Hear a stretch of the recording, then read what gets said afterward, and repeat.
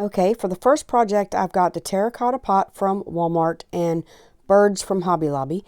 Took my stickers off. I'm not worried about where the stickers came from because we're not going to deal with that. We're not going to see it, So I'm just going to center this, roll it around till it looks even, and then I'm going to take a pencil and I'm going to push it to the inside of that rim. See how I'm angling it? And I'm going to get just where that pot is sitting. Where that pot is set, I'm not going to paint this, okay? So I'm not going to paint the bottom of the pot either because that's where I want my glue to stick. Y'all cannot see that, and I apologize. It is Waverly Ballet Slipper. It's a new chalk paint, and I love Waverly chalk paint. I'm thankful we still have it in our Walmart and not that Hello Hobby stuff because I heard it wasn't real good. But, you know, I love the Waverly, so I'm thankful I still, you know, have access to that here in Tennessee. So I'm just going to paint all that. And I did want to show you that I am painting the inside of this as well, okay? So I painted it and it got darker than I wanted because it was terracotta, I guess. And it really soaked in. So I've got baking soda. And I am just going to put light pink acrylic paint in there. And this is white acrylic paint. It's not glue. I just put it in one of the bottles. Because it's a big thing. So I'm just going to keep mixing paints until I get the color that I want with the baking soda. And what this is going to do is when you mix paint with baking soda, it's going to give me a textured effect that's going to look like concrete. Okay. So it will look like it's in a concrete planter, hopefully. But anyway, plus it'll also thicken your acrylic paint. But I'm stirring and stirring, trying to get this to the you know, the lightness I like, and I try it and it's just going to get darker and it looks kind of the same to me. So I'm just going to put more white in there and I'm going to keep mixing until I get a color that suits my fancy. Now I want to show you what it looks like. So I am taking a brush and I'm just going to brush back and forth and back and forth. Now you want to go one way, or at least I do. And I'm going to paint, you know, back and forth, and it's going to give me those brush strokes and it looks like concrete. Now I'm going to show you something else. Taking a sponge or a sponge dabber, which is dabber, whatever, it'll give you a different effect. This effect looks like a cinder block, concrete cinder block. And when it dries, hopefully it will have that texture, but I didn't want it to look like a cinder block, so I'm going to go back to the paintbrush, okay? I just wanted to show you. So I'm just going to paint this back and forth and put my brush strokes in there and then make it like I want it. Then I'm going to sand the top down and make sure there's no paint. This was a happy accident because when I started sanding it, I wasn't thinking that it's clay, and it kind of dulled it down and make it look more vintage. So now I'm just going to take my sander, or my sanding block, or whatever you want to call it, and I'm going to start scruffing this up a little bit to make it look more rustic. I don't want it so stark pink. You know, I want it to look more, I don't know, more vintage looking. So I am just going to scratch parts out in there and on the top of it too. And then you know, just distressing it to make it look like I want it. If you don't want to distress this, by no means, you do not have to. I need a new sanding block, y'all. I have one, I just don't want to use it yet. When you get it the way you want it, make sure that you take a cloth and dust it off really, really well, okay? And then I'm going to take E6000 and hot glue, and I'm going to attach this to give it a permanent hold and a temporary hold. Hot glue temporary, E6000 permanent.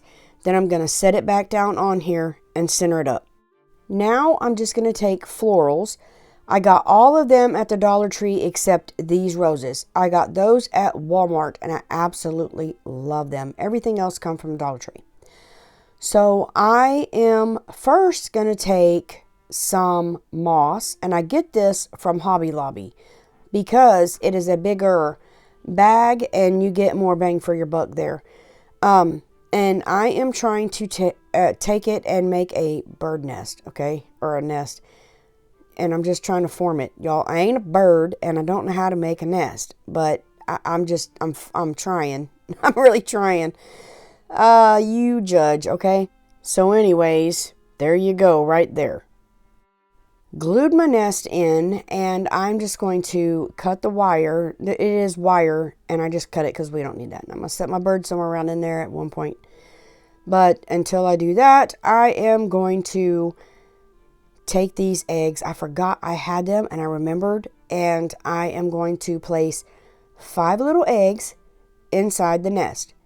And why I used 5, I don't know. I should have stopped with 3. It looked better. And I don't know. Anyways, thank God these wasn't real eggs, or it'd cost us a fortune, and this would be a very expensive project, wouldn't it? But anyways, there's my 5 little eggs. Now I am just going to pull florals apart, okay, and snipping and pulling, and I'm going to arrange them in the top around this makeshift bird nest. And you'll see me tucking them in at first before I glue, and that's because I'm a try it kind of girl, and I want to see what it looks like before I actually glue them in. So you'll see me just tucking and pulling, and then I'll start gluing. But anyways, I'm just going to arrange this, and I'll just let you watch because there's really nothing to say. Just watch me.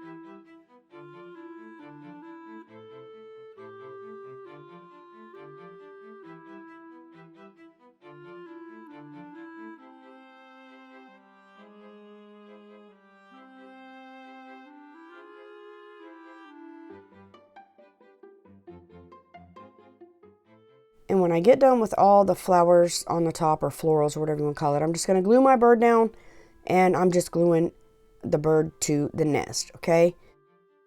Now I want to put florals on the bottom, just because it looked a little bare.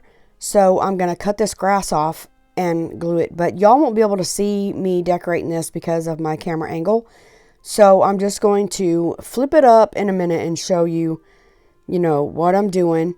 But I'm going to have to do this off camera. See, right there. So then it looks like this. Okay. But I want to show y'all something. Okay.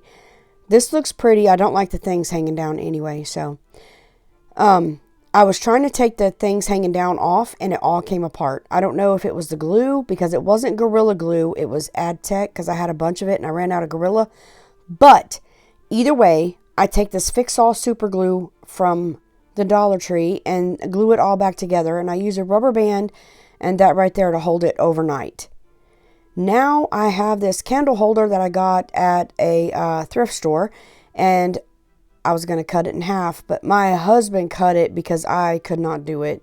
I just couldn't. So anyways, then I got this off-white chalk paint, and I didn't like the color of those, so I'm just going to chalk paint those with that color, the roofs and the base of these birdhouses. And these are not Dollar Tree birdhouses. I had to make them. But if I had Dollar Tree birdhouses, which I thought I did, I would have used those. But any birdhouses you pick up, you can, of course, use. I didn't have any from Dollar Tree, and I had to make my own.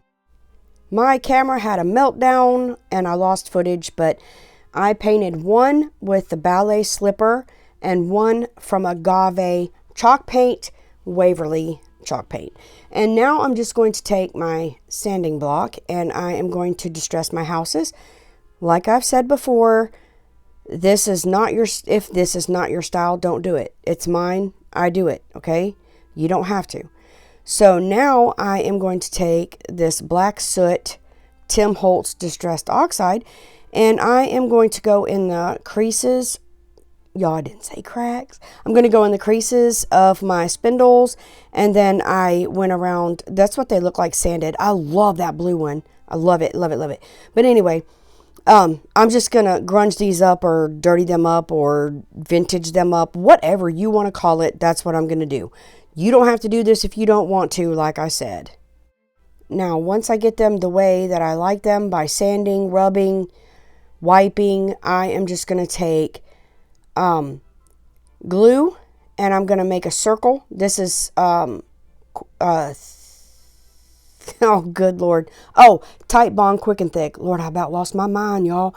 I'm just going to take that and put a circle and then put a dot of hot glue, and I'm just going to pop these right on top there and stick them on.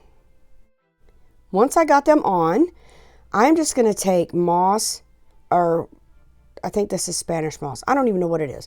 And I'm going to put it around the base. Now, you can put the moss on before you put the birdhouse on. It's just personal preference. You don't even have to put moss on it at all. You can decorate these however you want to. Since I grunged these up and made them look kind of vintagey, I wanted to make them a little rustic looking, you know. So that's why I'm just adding this floral moss around the edges. And I don't know, you can add birds or flowers or whatever you want. I just wanted them kind of shabby chic, country, simple, maybe. I don't even know what you call it.